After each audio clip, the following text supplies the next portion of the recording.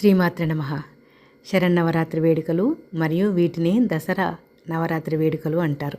ఈ నవరాత్రి ఉత్సవాలు జరుపుకుంటున్నటువంటి శతాక్షి బంధువులందరికీ శతాక్షి శుభాకాంక్షలు తెలియజేస్తుంది.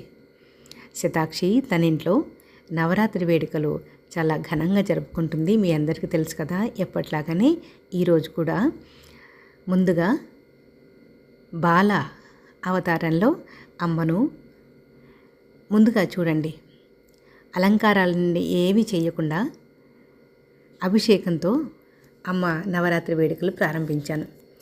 ఖచ్చితంగా మనం అంటాం కదా, చిన్న చిన్న సామెతలు గుర్తొస్తాయి, భలే సరదాగా ఉంటాయిలేండి. ఇరుగు దిష్టి, పొరుగు దిష్టి, నీ దిష్టి, నా దిష్టి అంటారు కదా. ముందుగా అమ్మకు దిష్టి తీయాలి. అభిషేకం చేపించి ఒక నిమ్మకాయతో దిష్టి తీయించి తర్వాత వేడుకలు జరుపుకోవాలి. ఇవాళ మొత్తం అమ్మకు మంగళ స్నానాలు చేయించడంతోనే సరిపోయింది.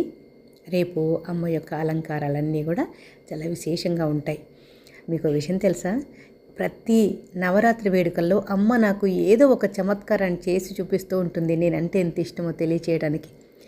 పాలతో అభిషేకం చేశాక చూడండి, ఒక గులాబీ రేకు అమ్మ నుదుట పైన అలాగే కుంకుమ అద్దినట్టుగా పెట్టుకుంది.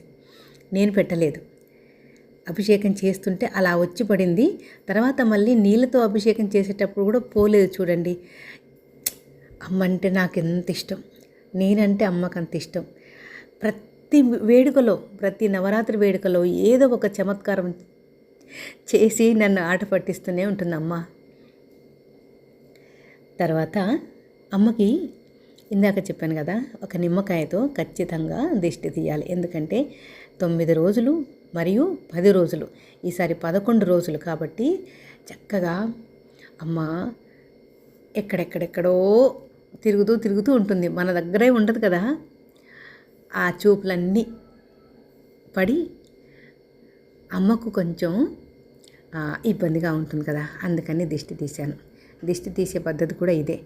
నిజానికి గుమ్మడికాయతో తీస్తారు అమ్మకి, కానీ ఇప్పుడు పెద్ద గుమ్మడికాయ ఈ పూజా మందిరంలో చేయలేక నిమ్మకాయతో చేశాను. నిమ్మకాయతో కూడా అదే ఈక్వల్ అనమాట. ఇక్కడ అఖండ దీపం పెట్టాను చూసారా. ఈ అఖండ దీపము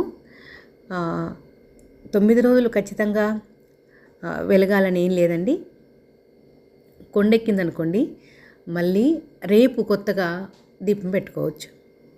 కలశ స్థాపన గురించి ఖచ్చితంగా నేను రేపు చెప్తాను. మీ